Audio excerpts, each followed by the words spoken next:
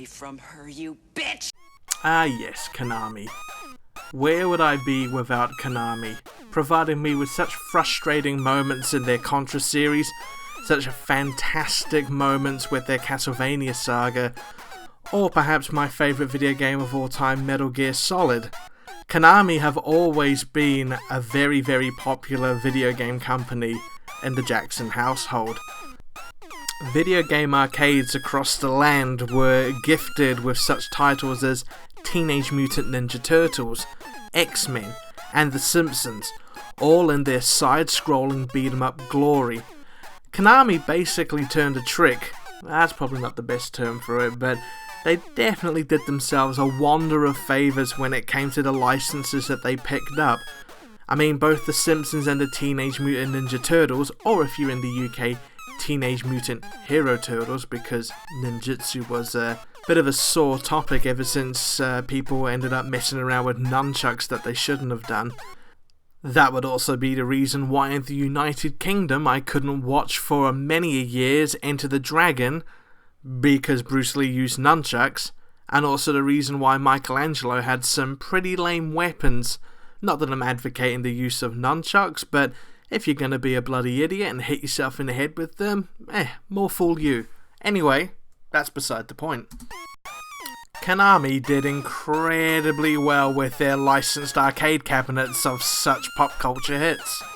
I mean, I remember going to Henderson Square when I used to live in Teatatu.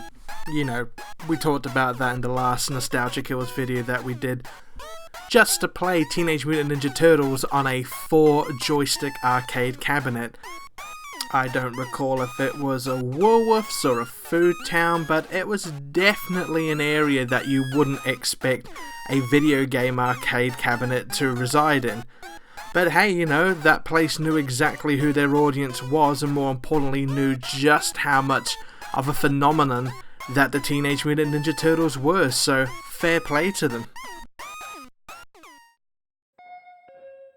Konami had one more license up their sleeve. Well, they had quite a few, but this one was of the most interest to myself. In 1990, video game arcades saw the release of Aliens, a 2-player, side-scrolling beat-em-up.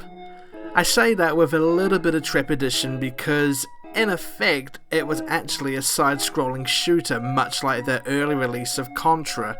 But given the fact that it had all of the elements of the beat-em-up, it was kind of a mixture between the two as far as I'm concerned.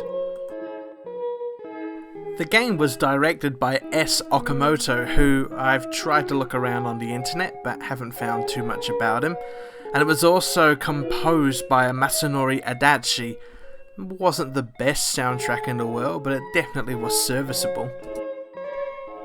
Our mission was to venture through LV-426, much like the movie itself, and not only rescue Newt, but destroy, well, the aforementioned bitch at the start of this video, which would be, of course, the Queen Xenomorph. I say of course like everybody's a fan of Aliens, but isn't everybody a fan of Ellen Ripley? And if not Ellen Ripley, isn't anyone a fan of Dwayne Hicks? Or anyone a fan of Hudson? Am I the only person in the world that still has a soft spot for Bill Paxton, who, you know, absolutely destroyed it in this movie? That's another tangent. If you were going through one-player mode, you had the great fortune of playing as Ellen Ripley, our hero or heroine, as it were, in this entire movie franchise. If you were lucky enough to be its second player, though, you played as some kind of composite. It's meant to be Dwayne Hicks, Michael Biehn's character.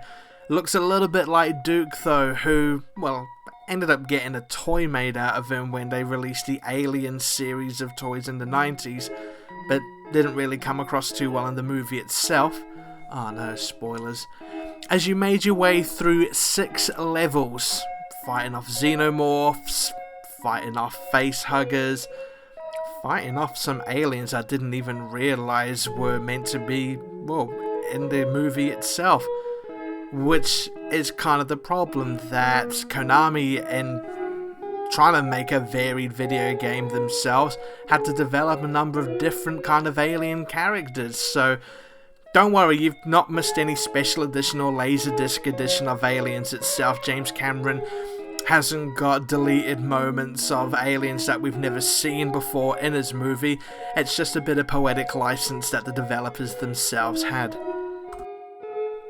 To aid both Ripley and Hicks, we get a choice of selecting a number of weapons if we end up destroying the right items. So you can end up with a flamethrower, you can end up with a gun that shoots missiles, I think it's called a missile launcher in some places. You can also, as you can see here, play as the power loader, which is one of the best moments of the game. Not only for this level alone, but again, spoilers, you have to take on the Xenomorph Queen with the power loader to knock them into the airlock. You also get smart bombs as well, but the controls are kind of frustrating where you have to input something into the joystick, which doesn't feel wholly natural when, in essence, you could have just pressed 2 buttons at the same time. I am a bit of a purist though, and I do prefer playing with the smart gun because, well, what Aliens fan out there hasn't taken a broom, held it below their waist and pretended they're wading around the catacombs of LV-426? It turns out that there are some differences between the US and world release of the game and the Japanese version. The biggest difference being that in some scenes you are riding on top of the APC, that big truck that Ripley rams into the complex with in order to save the Marines in the first half of the movie. In Japan, for some reason, they haven't got this. I don't know why, but there's always something quite exciting about driving the APC and getting so close to rescuing Newt, and then for her to just be kidnapped by another alien. For a lot of video game enthusiasts, this is very much Marmite territory. You either love it or you hate it. For a lot of people, they really enjoy the shoot 'em up aspect and something a little more easier than the Contra series, which is, well, renowned for being incredibly hard and frustrating.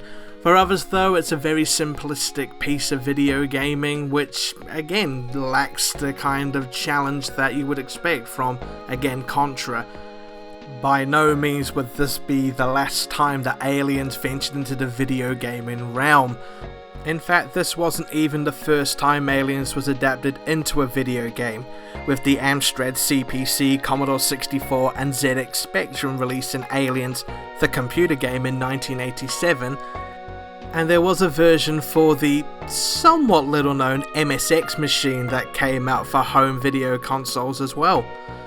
The next time the Xenomorphs made an appearance in video game arcades would be 1994, when Capcom released Alien vs Predator, a license that they got from, I believe, Dark Horse Comics, who were doing plenty of crossovers at the time, and one that has been constantly lauded as one of the best side-scrolling beat-em-ups that ever made its way into video game cabinets.